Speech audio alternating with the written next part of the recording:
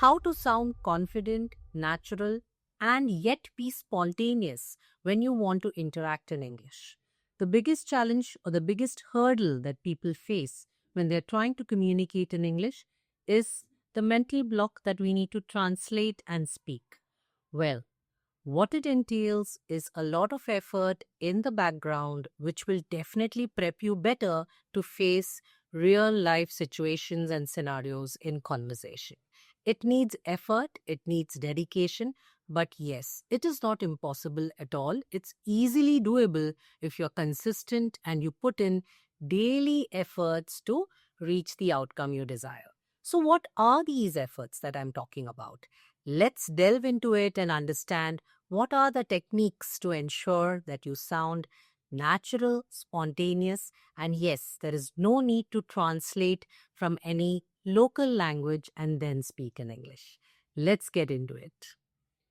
For many of my learners who interact with me and they articulate their challenge, that what is the biggest challenge that they face while they attempt to communicate in English?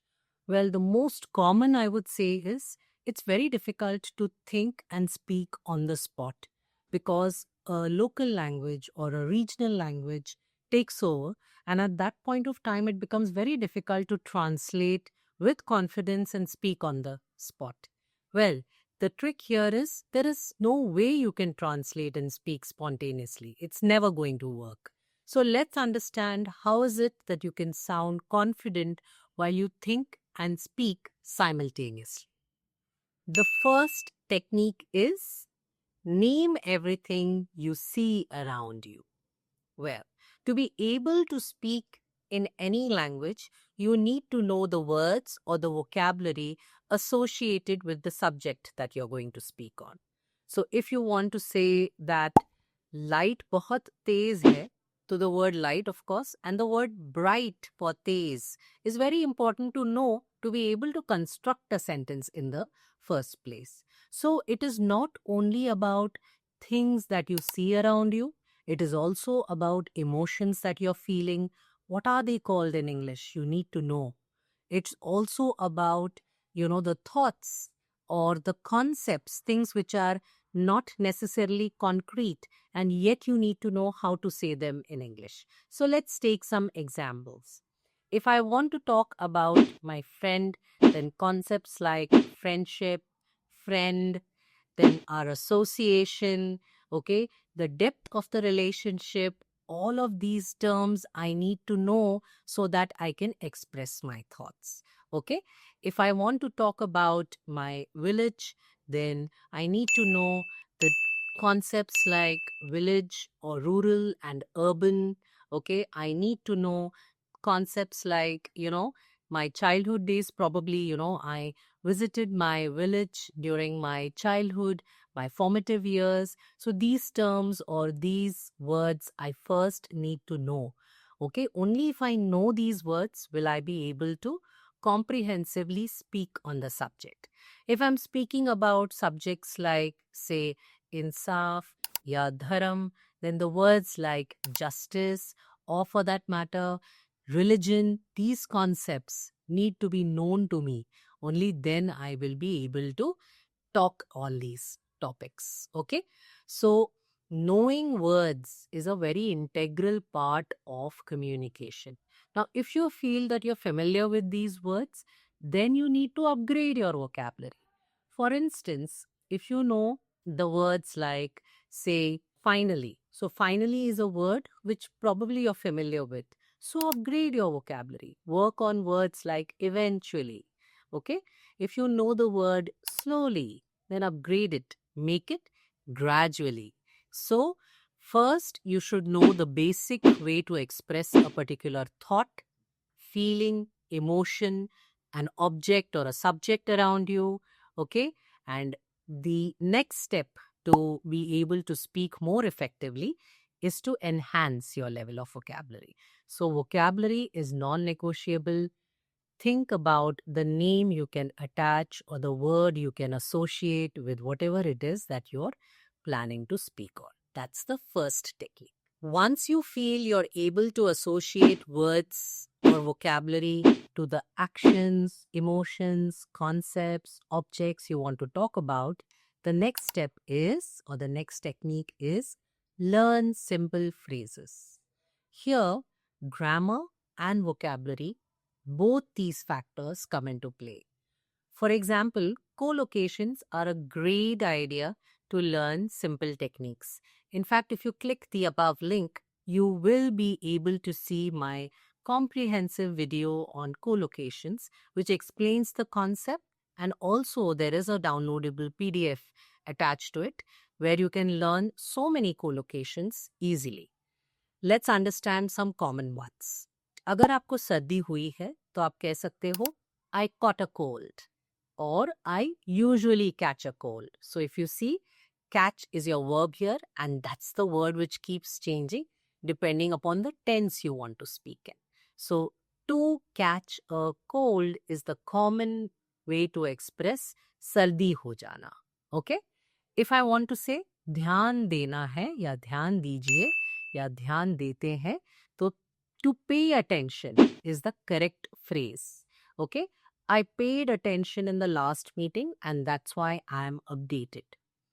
He has a tendency not to pay attention.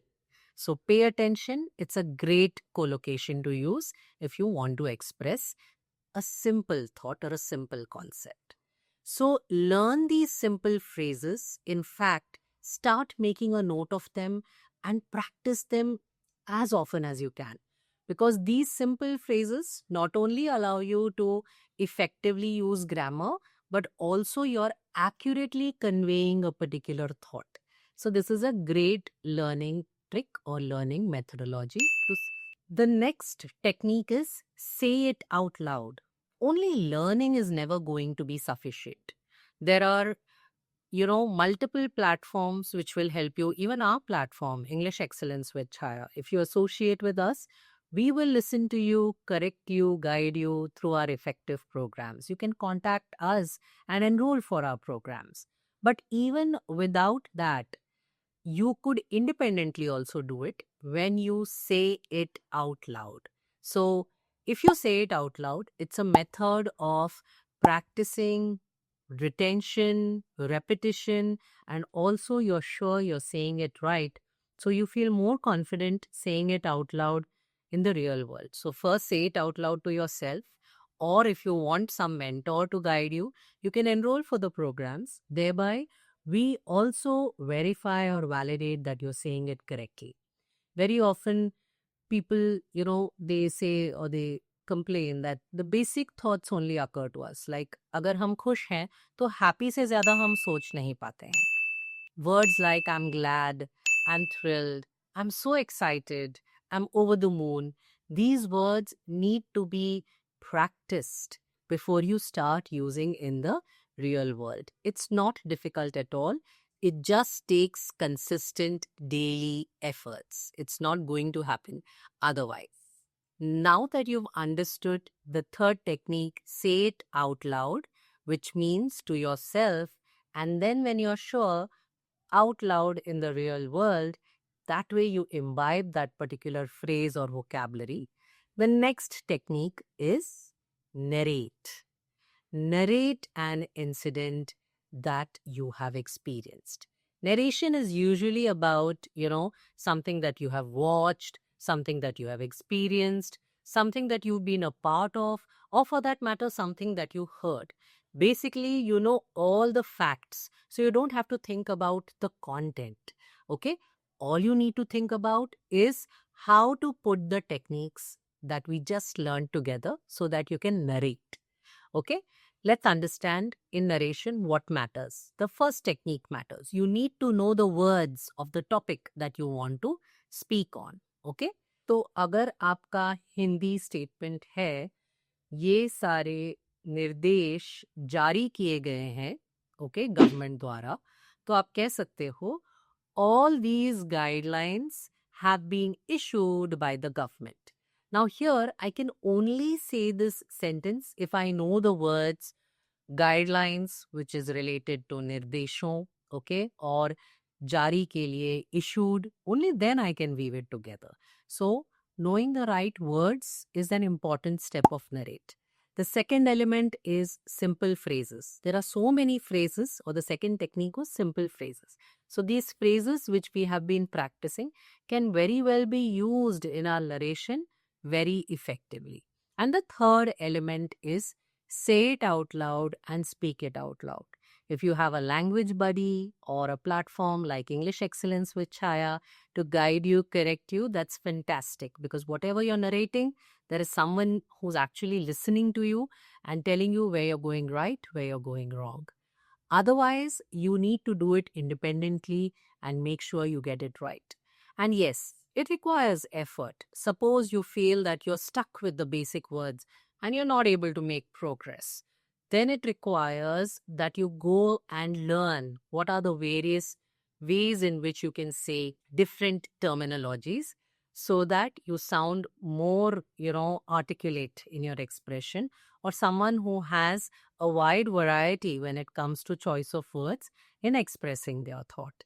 So, narrating day to day incidents like what was your experience, traveling on, to a particular destination in Mumbai traffic, or for that matter, how was your day, a simple narration of how was your day.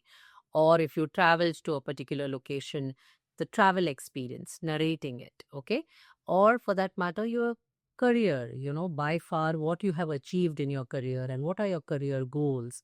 This even allows you to talk in various tenses. And that's the best part. When you're sure of the content, then you get to practice the grammar more effectively and you understand clearly what are the things where you're going right and things where you need to work on or improve. The fourth technique was narrate. The last part, you know, it's a science backed technique which says that it works like a charm if you do it regularly and consistently. But like everything else, it needs effort and consistent practice. So the technique is journaling.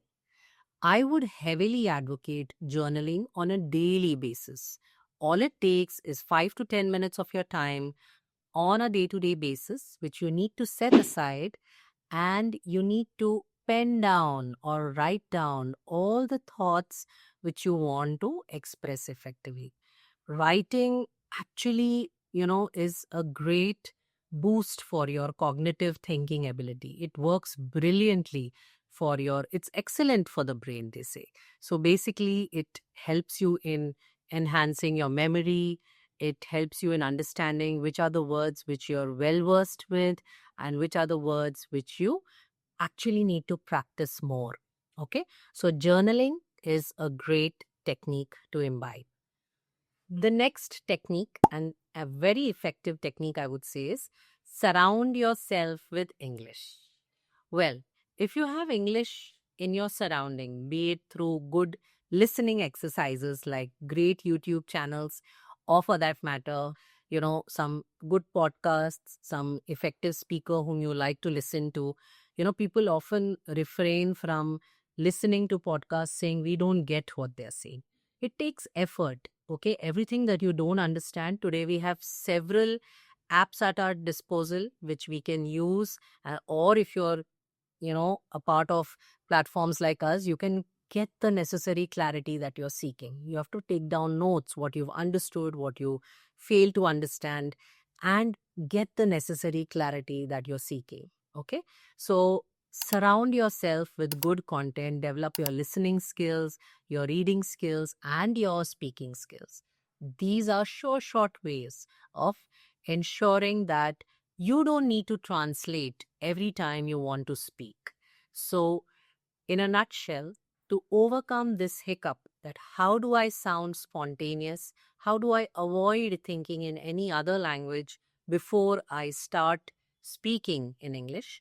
So, we have all these techniques which we have recommended in this particular lesson. I recommend that you go over it again and practice each one of them dedicatedly by setting aside a part of your day for this exercise. And trust me, there is nothing that will stop you in overcoming the language barrier which you've been facing probably for years. So Good luck with your, goals in achieving great communication skills in English. And we at English Excellence with Chaya would always be glad to help you with whatever that you're seeking in achieving proficiency in English. Reach out to us, or yes, do keep watching us and our videos, and do like, subscribe, and share if you enjoy our lessons.